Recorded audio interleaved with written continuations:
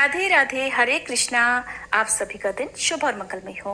अब तक की सारी कथाएं सुनने के लिए आप सभी का बहुत बहुत धन्यवाद। और आज की कथा में भी आप सबका बहुत बहुत स्वागत है। तुंगभद्रा नदी के तट पर एक नगर था जहां आत्मदेव नामक एक ब्राह्मण रहा करते थे। वे समस्त वेदों के ज्ञाता थे और उनका तेज सूर्य के समान था। उनके द्वार से कभी कोई भी भिक्षुक खाली हाथ नहीं लौटा। उनकी पत्नी का नाम था धुंधली, जो सुंदर तो थी लेकिन स्वभाव से बहुत झगड़ालू थी। और धुंधली अक्सर झगड़े के लिए बातें किया करती, झगड़ा करने के लिए उकसाया करती, पर आत्मदेव शांत रहते थे। जब भी आत्मदेव घर लौटते तो घर में केवल कलह और अशांति होती, जिससे उन्हें घर एक बहुत बड़े नरक जैसे लगने लगा। समय के साथ साथ आत्मदेव वृद्ध हो गए, लेकिन अब तक उनकी कोई संतान नहीं हुई। उन्होंने बड़े बड़े पुण्य कर्म किए, खूब दान पुण्य किया, फिर भी उन्हें संतान सुख नहीं मिला। अब आत्मदेव इसी चिंता में डूब गए कि अगर उनकी संतान नहीं हुई तो उनका पिंडदान कौन करेगा। उन्होंने हर संभव प्रयास कर लिया, लेकिन सब व्यर्थ रहा। अब एक दिन आत्मदेव जी ने सोचा कि वे जंगल में जाकर अपने प्राण त्याग देंगे, क्योंकि घर में कलह थी और ऊपर से संतान भी नहीं थी। अब उन्हें अपना जीवन व्यर्थ लगने लगा और वे जंगल की ओर चल पड़े। उसी समय एक महान संत प्यास बुझाने के लिए एक सरोवर की ओर जा रहे थे। आत्मदेव जी संत के पास पहुंचे, उन्हें साष्टांग प्रणाम किया और हाथ जोड़कर खड़े हो गए। संत ने पूछा, तुम चिंता में डूबे लगते हो, क्या बात है? और तुम ब्राह्मण लगते हो, क्योंकि तुम्हारे चेहरे पर तेज है, लेकिन तुम बड़े दुखी दिखाई दे रही हो। आत्मदेव जी ने उत्तर दिया, महाराज, मैं अपने जीवन से निराश हो चुका हूँ। मेरे पास संतान नहीं है। अब मेरे पितरों का पिंडदान कौन करेगा? यहाँ तक कि मेरे घर में तो मेरी गाय तक बछड़ा नहीं देती। अब मैं भी अपने प्राण त्यागने के लिए इस जंगल में आया हूँ। ये सुनकर संत ने अपनी दिव्य दृष्टि से आत्मदेव जी का भाग्य देखा और बोले, आत्मदेव, पुत्र का मोह छोड़ दो। मैं देख रहा हूं कि तुम्हारे भाग्य में एक नहीं बल्कि 7 जन्मों तक संतान का कोई योग ही नहीं है। भजन करो और संतान की इच्छा तो तुम त्याग ही दो। आत्मदेव जी ने सुना तो सुनकर कहने लगे, महाराज जी, मुझे उपदेश मत दीजिए। मुझे तो बस केवल पुत्र चाहिए, और अगर मुझे पुत्र नहीं मिला तो मैं आपके सामने ही अपने प्राण त्याग दूंगा। आत्मदेव जी का आग्रह देखकर संत महाराज ने कहा कि विधाता के लेख को कोई मिटा नहीं सकता, लेकिन तुम्हारी प्रार्थना को देखकर मैं कुछ कर सकता हूं। तब संत जी ने योग बल से एक फल प्रकट किया और कहा कि यह फल अपनी पत्नी को खिला देना, इससे एक ज्ञानी पुत्र का जन्म होगा। यह सुनकर आत्मदेव जी अत्यंत प्रसन्न हुए और उन्होंने वह फल घर लाकर अपनी पत्नी धुंधली को दिया। धुंधली ने कहा, अरे, फल तुरंत थोड़ी खाया जाता है, नहा धोकर खाया जाता है। यह फल आप मुझे दे दो और आप निश्चिंत हो जाओ। अब धुंधली का स्वभाव तो क्रूर और जटिल था। उसने अपनी बहन को बुलाया और बहन के सामने रोते हुए कहने लगी, बहन, मुझे तो बड़ी चिंता हो रही है। आत्मदेव जी ये फल लाए हैं जिससे गर्भ ठहरेगा, और सुना है कि गर्भ धारण और बच्चे के जन्म के समय तो बड़ा कष्ट होता है। ये सब मैं तो सहन नहीं कर पाऊंगी। तब धुंधली की बहन ने कहा, मैं भी गर्भवती हूं। तुम ऐसा करो, मेरे पति को धन दे दो और गर्भवती होने का नाटक कर लो। अरे, जब मेरा बच्चा होगा तो मैं उसे तुम्हारे घर पहुंचा दूंगी। फिर मैं कह दूंगी कि मेरा बच्चा मर गया। धुंधली इसके लिए सहमत हो गई। उसकी बहन ने यह भी कहा कि जो फल लाए हो उसे पहले गाय को खिला दो, ताकि सच पता चल जाए कि फल खाने से गर्भवती होया जा सकता है कि नहीं। अब जैसा धुंधली की बहन ने कहा, उसने ठीक वैसा ही किया। उसने वह फल गौशाला में बंधी गाय को खिला दिया और गर्भवती होने का नाटक शुरू कर दिया। अब जैसे ही समय बीता तो उसकी बहन के यहाँ बच्चा हुआ। धुंधली ने घोषणा कर दी कि उसे पुत्र की प्राप्ति हुई है। आत्मदेव जी तो सुनते ही प्रसन्न हो गए, लेकिन उन्हें इस बात का बिल्कुल भी अंदाजा नहीं था कि घर में क्या षड्यंत्र रचा जा रहा है। वे तो बस ये मानकर सुखी थे कि संत द्वारा दिए गए फल से ही उनका पुत्र जन्मा है। अब 3 महीने बीत गए और इसी बीच में उनके घर बंधी गाय ने भी एक संतान को जन्म दिया। अब देखिए, गाय ने एक बछड़े को जन्म ना देकर एक ऐसे बच्चे को जन्म दिया जो मनुष्य के शरीर का आकार लिए हुए था, लेकिन उसके कान गाय जैसे थे। वह सुंदर, दिव्य और स्वर्ण जैसी कांति में दमकता हुआ था, जो योग बल का परिणाम था। आत्मदेव जी ने देखा तो उनकी तो खुशी का ठिकाना नहीं रहा। घर में एक नहीं, दो दो बालकों का जन्म हुआ है, एक उनका पुत्र और उनकी गाय की संतान। अब चाहे गाय ने कैसा भी बच्चा जन्मा हो, उन्हें तो खुशी ही थी, क्योंकि गाय की संतान के कान गाय जैसे थे। आत्मदेव जी ने उसका नाम गोकर्ण रख दिया। और दूसरी ओर धुंधली ने अपनी क्रूर मानसिकता के अनुरूप बिना किसी शास्त्रीय विधि के अपने पुत्र का नाम धुंधकारी रख दिया। कुछ समय बीता और गोकर्ण और धुंधकारी दोनों युवा हो गए। गोकर्ण ने तो वेदों का ज्ञान प्राप्त किया और धर्म के मार्ग पर चलने वाला महान ज्ञानी और महात्मा बना। इसके उल्टे धुंधकारी ने अपनी दुष्ट प्रवृत्तियों को और बढ़ा दिया। जैसे उनकी मां थी, वैसे ही उनके अंदर प्रवृत्तियां बढ़ गईं। अब उसके अंदर तो पवित्रता का कोई नामो निशान नहीं था। उसका आचरण बहुत बुरा था। वो पशुओं की तरह खान पान करता, क्रोध में आग बबूला हो जाता, गंदी गंदी वस्तुओं और आदतों से प्रेम करता और जब देखो हिंसा में लिप्त रहता। धुंधकारी का स्वभाव बचपन से ही आक्रामक और हिंसक था। चोरी करना, द्वेष रखना और दूसरों की संपत्ति को लूटना, खसोटना, नुकसान पहुंचाना उसका दैनिक कर्म बन गया था। अब तो धीरे धीरे उसने मांस भी खाना शुरू कर दिया। उसकी संगत और भी खराब होती चली गई और वह व्यभिचार में लिप्त हो गया। वेश्याओं के संपर्क में आकर उसने अपने घर की सारी संपत्ति धीरे धीरे उन पर लुटा दी। तब एक दिन आत्मदेव जी ने धुंधकारी को बुलाकर कहा कि तुम्हारे आचरण इतने दुष्ट हो गए हैं कि ऐसा लगता है तुम हमारे सर्वनाश के लिए जन्मे हो। ये सब क्यों कर रहे हो? इस पर तो धुंधकारी क्रोधित हो गया और फिर उसने अपने पिता आत्मदेव जी की ही बड़ी बेरहमी से पिटाई कर दी। और उसी क्षण आत्मदेव जी को संत महाराज की वो बात याद आ गई जिसमें उन्होंने कहा था कि तुम्हारे भाग्य में तो पुत्र सुख है ही नहीं। आत्मदेव जी को पिटते देखकर धुंधली ने कुछ दया दिखाने की सोची और अपने पति को बचाने के लिए आगे आई, लेकिन धुंधकारी ने अपनी मां की भी बुरी तरह पिटाई कर दी। अब तो धुंधकारी ने घर की जितनी संपत्ति, जेवर, यहाँ तक कि बर्तन तक थे, सब बेच डाले और उन वेश्याओं पर लुटा दिए। जब घर में रखा एक एक दाना, एक एक चीज समाप्त हो गई तो घर में खाने को कुछ भी नहीं बचा। अब तो धुंधली रो रो कर कहने लगी कि इससे अच्छा तो मैं बांझ ही रह जाती। अब मैं कहाँ जाऊं? कौन मेरी सहायता करेगा? इतनी बड़ी विपत्ति आ गई है कि घर में ना कुछ खाने को बचा है, ना कुछ पीने को, और धुंधकारी तो हर रोज ही हमें पीटता है। आत्मदेव जी भी एक कोने में बैठे बैठे ये सोचकर रोने लगे, काश मैं संत महाराज की बात मान जाता। तभी गोकर्ण जी वहां आए और बोले, पिताजी, आपके जैसे विद्वान पुरुष के लिए इस प्रकार का शोक करना बिल्कुल उचित नहीं है। आप तो शास्त्रों के ज्ञाता हैं, फिर इस रूप मोह में फंसकर एक अज्ञानी की तरह क्यों रो रहे हैं? संसार के बंधनों को छोड़िए और वन में जाकर भगवान का चिंतन करते हुए अपना जीवन बिताइए। गोकर्ण जी के वचन सुनकर अब आत्मदेव जी वन में जाने के लिए सहमत हो गए। उन्होंने कहा, मुझे समझ नहीं आता कि मैं भगवत प्राप्ति कैसे करूं। तब गोकर्ण जी ने उन्हें समझाया कि संतों का संग और सेवा करो। संतों के संग और उनकी कृपा से ही आप महात्मा बनेंगे। भगवान की कथा और लीला सुनो, यही मार्ग आपको नित्य भगवत धाम की प्राप्ति कराएगा। गोकर्ण जी की बात मानकर अब आत्मदेव जी ने घर छोड़कर वन की यात्रा की और दिन रात भगवान का चिंतन करते हुए निरंतर नाम जप किया। उनके इस तप और भक्ति के प्रभाव से उन्हें श्री कृष्ण की प्राप्ति हुई, जैसा कि गोकर्ण जी ने उन्हें उपदेश दिया था। अब इधर आत्मदेव जी तो वन में चले गए और धुंधकारी को अब और अधिक स्वतंत्रता मिल गई। उसने अपनी क्रूरता बढ़ा दी और एक दिन अपनी मां धुंधली को इतनी बेरहमी से लाठी और डंडे से मारा और फिर कहा कि बता, धन कहाँ छिपा है?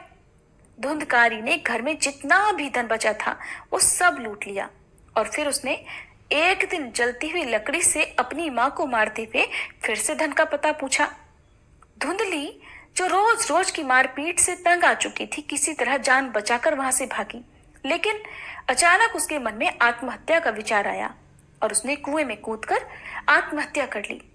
इस प्रकार धुंधली दुर्गति को प्राप्त हुई, जबकि उनके पति आत्मदेव जी को भगवान श्री कृष्ण की प्राप्ति हुई।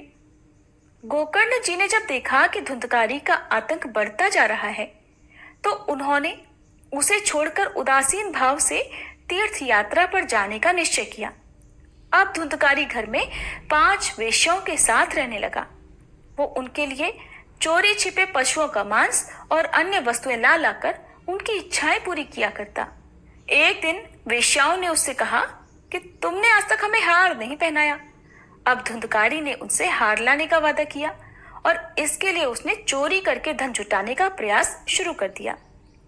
जब वेश्याओं ने देखा कि धुंधकारी रोज रोज चोरी करता है और अब हार लाने के लिए बड़ा धन इकट्ठा कर रहा है, तो उन्हें अब डर लगा कि इस तरह चोरी करते करते तो वो जल्दी पकड़ा जाएगा।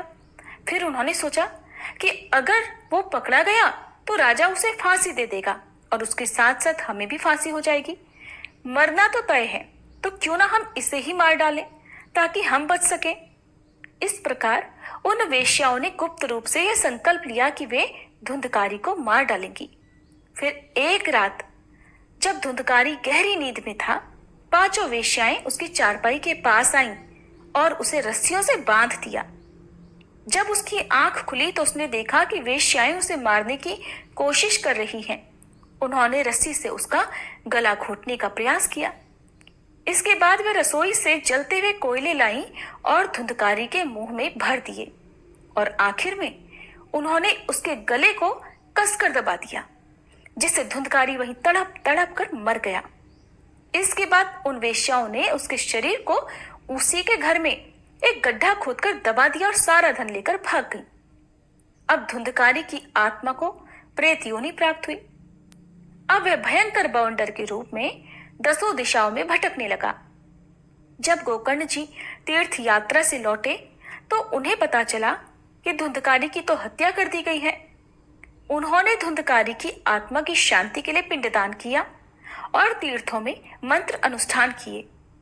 जब गोकर्ण जी अपने पिता आत्मदेव के घर वापस लौटे तो उन्होंने महसूस किया कि धुंधकारी की आत्मा, जो अब प्रेत बन चुकी थी, वही मंडरा रही है। धुंधकारी ने गोकर्ण जी को देखते ही प्रकट होकर मदद की आशा से इशारा किया। पहले तो वो एक भेड़ के रूप में आया, फिर भैंसे और फिर आखिर में इंद्र का रूप धारण किया आया। गोकर्ण जी, जो ज्ञानी महात्मा थे, तुरंत समझ गए कि प्रेतात्मा है, क्योंकि यह विचित्र रूप धारण कर रहा था। उन्होंने बिना डरे उससे पूछा, तू कौन है और ये नाटक क्यों कर रहा है? तुझे इस दुर्गति को क्यों प्राप्त होना पड़ा, बता। उधर प्रेत रूप में धुंधकारी चिल्ला चिल्ला कर रो रहा था, लेकिन एक शब्द भी नहीं बोल पा रहा था। अब गोकर्ण जी ने समझ लिया कि भारी पापों के कारण ये बोलने में असमर्थ है। तब उन्होंने अंजलि में थोड़ा जल लिया, मंत्रों का जाप करके धुंधकारी के ऊपर फेंका और जैसे ही जल उसके ऊपर गिरा, धुंधकारी बोलने योग्य हो गया। तब उसने गोकर्ण जी से कहा, भैया, मैं आपका भाई धुंधकारी हूं। मेरी बहुत दुर्गति हो गई है और अब मुझे भारी कष्ट हो रहा है। मैंने अपने जीवन में बहुत पाप किए हैं, लेकिन अब मैं पश्चाताप कर रहा हूं। उन वेश्याओं ने मुझे तड़पा तड़पा कर मार डाला, जिनके लिए मैंने घर का एक एक दाना तक बेच डाला था। अब मैं प्रेत योनि में भटक रहा हूं, भूखा प्यासा हूं, पर खा पी नहीं सकता। भैया, आप कृपा करके मेरा उद्धार करो। तब गोकर्ण जी ने कहा कि मैंने तो तुम्हारे लिए श्राद्ध किया था, तीर्थों में अनुष्ठान भी किया, फिर तुम्हारा प्रेत योनि से उद्धार क्यों नहीं हुआ? धुंधकारी ने उत्तर दिया कि भैया, सैकड़ों बार श्राद्ध कर भी लो तब भी मेरा उद्धार नहीं हो सकता। क्यों? क्योंकि मैं बहुत बड़ा पापी हूं। मैंने बहुत बड़े बड़े पाप किए हैं जिसका प्रायश्चित संभव ही नहीं है। तब गोकर्ण जी ने कहा कि अगर सैकड़ों बार श्राद्ध करने से भी तुम्हारी मुक्ति नहीं हो सकती, तब तो फिर तुम्हारी मुक्ति ही असंभव है। तुम रहो इसी प्रेतात्मा के रूप में। तब धुंधकारी ने विनती की, भैया, मैं आपके चरणों में पड़ा हूं, कृपा करके मेरा उद्धार करो। अब गोकर्ण जी ने उसे घर से बाहर निकलने के लिए कहा कि तुम अभी इस घर से जाओ और जब मैं बुलाऊं तब आ जाना। धुंधकारी गोकर्ण जी की आज्ञा पाकर घर से बाहर चला गया और इधर उधर भटकने लगा। इधर गोकर्ण जी ने रात भर बैठे बैठे विचार किया कि उनके भाई धुंधकारी का उद्धार कैसे हो। जब सुबह हो गई तब गोकर्ण जी ने विद्वानों से मिलकर सलाह ली। कई लोगों ने तो शास्त्रों का हवाला देकर कुछ उपाय सुझाए, लेकिन कोई ठोस हल नहीं निकला। गोकर्ण जी तपस्वी थे। उन्होंने सोचा औरों से पूछने की बजाय सीधे भगवान सूर्य से ही पूछना चाहिए। अपनी भक्ति और श्रद्धा के साथ उन्होंने मंत्रों का उच्चारण करते हुए सूर्य देव की गति को ही रोक दिया और उनसे पूछा, हे सूर्य नारायण, धुंधकारी का उद्धार कैसे हो सकता है? सूर्य देव ने गोकर्ण जी की प्रार्थना सुनी और कहा, श्रीमद् भागवत का नियम पूर्वक 1 सप्ताह तक पाठ कराओ, 7 दिनों में उसकी मुक्ति हो जाएगी। सूर्य भगवान की आज्ञा मानते हुए गोकर्ण जी ने निर्णय लिया कि वे स्वयं भागवत कथा सुनाएंगे और फिर धुंधकारी का उद्धार करेंगे। कथा का समय तय किया गया और जब लोगों ने सुना कि भगवान की कथा से सभी पापों का नाश हो जाता है, तो पापी या फिर पुण्यात्मा जितने भी लोग थे सभी कथा सुनने के लिए आ गए। गोकर्ण जी ने अब धुंधकारी को भी बुलाया और कहा कि तू इस 7 गांठ वाले बांस पर बैठ जा और कथा सुन, यहाँ से कहीं हिलना मत। धुंधकारी वायु रूप धारण करके बांस के एक छेद में जाकर बैठ गया। गोकर्ण जी ने एक वैष्णव को मुख्य श्रोता बनाकर स्पष्ट स्वर में भागवत कथा सुनानी प्रारंभ करी। प्रतिदिन शाम को कथा का विश्राम किया जाता था और पहले दिन के अंत में बांस की एक गांठ टूट गई। इसी तरह हर दिन एक गांठ टूटती गई। 7वें दिन जब 7वीं गांठ भी फट गई, टूट गई, तब धुंधकारी दिव्य स्वरूप में प्रकट हुआ। उस समय उसका श्याम वर्ण था। उसने पीतांबर रूप धारण किया हुआ था, तुलसी की माला पहनी थी और उसके सिर पर मनोहर मुकुट और कानों में कुंडल थे। वह गोकर्ण जी के सामने आया और प्रणाम करते हुए बोला, भैया, अब मैं प्रेत योनि से मुक्त होकर भगवत पार्षद बन गया हूँ। सभी ने ये दृश्य देखा और जयघोष किया। तभी वहां एक दिव्य विमान आया और भगवान श्री कृष्ण के पार्षदों ने कहा, धुंधकारी आओ। धुंधकारी दिव्य विमान पर बैठ गया। जब वह विमान पर बैठकर जाने लगा तो गोकर्ण जी ने उसे रोकते हुए कहा, रुको, ये क्या? कथा तो हजारों लोगों ने सुनी है, तो 1000 विमान आने चाहिए और सबको ले जाना चाहिए, क्योंकि मैंने तो सभी के लिए समान रूप से कथा सुनाई थी और सबने ध्यान से सुनी भी थी। भगवत पार्षदों ने उत्तर दिया, गोकर्ण जी, आपके सुनाने में तो कोई भेद नहीं था, पर सुनने में भेद हो गया। धुंधकारी ने उपवास करते हुए बिना खाए पिए कथा का श्रवण और मनन किया। उसने दिन रात कथा का चिंतन किया, इसलिए वह परम पद का अधिकारी बना। बाकी लोग केवल कथा सुनकर चले गए, उन्होंने मनन नहीं किया और इसीलिए उनका उद्धार नहीं हो सका। ऐसा कहकर विमान चला गया। लेकिन गोकर्ण जी ने सभी श्रोताओं से कहा कि जब तक मैं सबको विमान में बिठाकर परम धाम नहीं भेज दूंगा, मुझे चैन नहीं मिलेगा। सावन के महीने में हम फिर से अनुष्ठान करेंगे। सब लोग आओ, कथा सुनो और नियमों का पालन करते हुए मनन करो। गोकर्ण जी की इस बात पर सबने सहमति दी और फिर सावन के महीने में पुनः श्रीमद् भागवत कथा का आयोजन किया गया। तब सभी श्रोताओं ने उपवास रखकर अल्पाहार करके कथा को नियम पूर्वक सुना। जब 7 दिनों में कथा समाप्त हुई तब भगवान के अनेक पार्षद विमान लेकर आए और जितने भी कथा सुनने वाले थे सभी को परम धाम लेकर चले गए। भगवान श्री कृष्ण ने गोकर्ण जी को स्वयं अपने हृदय से लगाया।